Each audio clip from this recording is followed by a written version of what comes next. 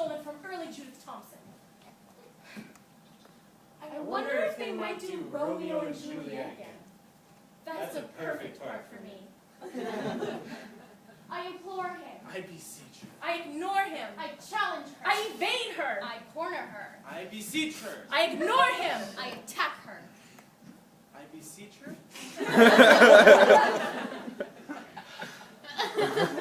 I implore him. I beseech her. I ignore him. I challenge her. I evade her. I corner her.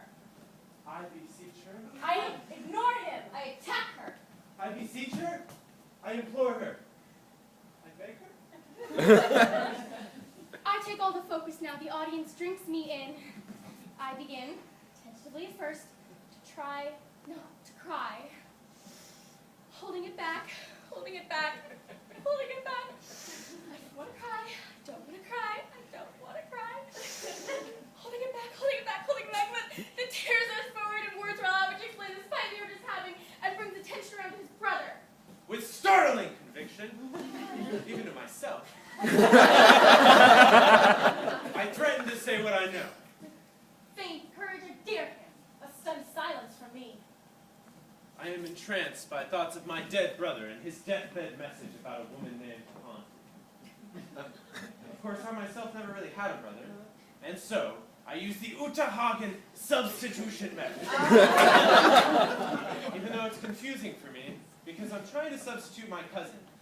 But I never liked my cousin, and I'd rather substitute Mr. Whiskers, my cat.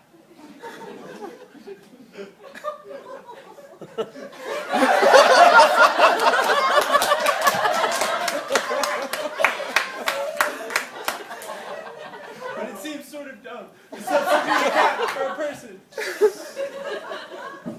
But I guess the point of it is the emotion of it. Whether it's a cat or an armadillo or whatever.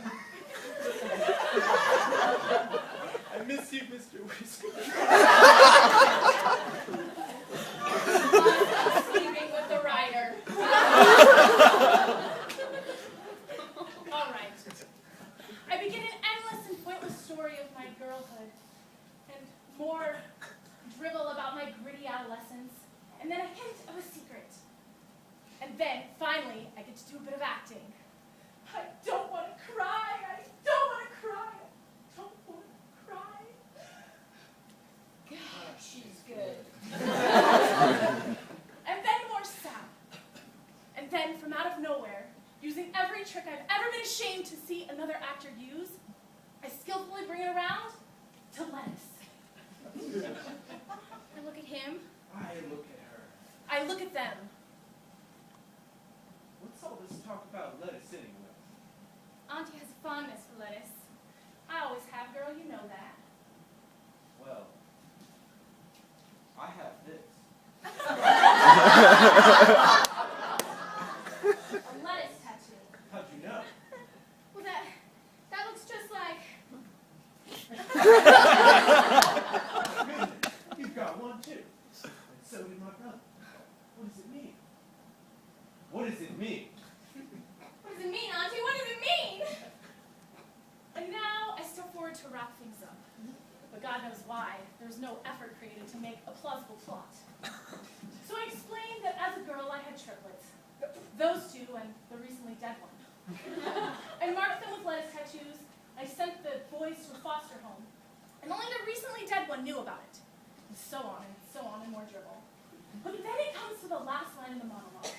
And although it is somewhat corny, I like to say it. Because it makes me feel like I'm on stage. It reminds me of what I do. And the title of the play's in it, which seems to make me the star. This line. No more shadows, no more lies, no more strangers among us. Oh, Joey. Oh, sissy. Oh, Mama. Blackout.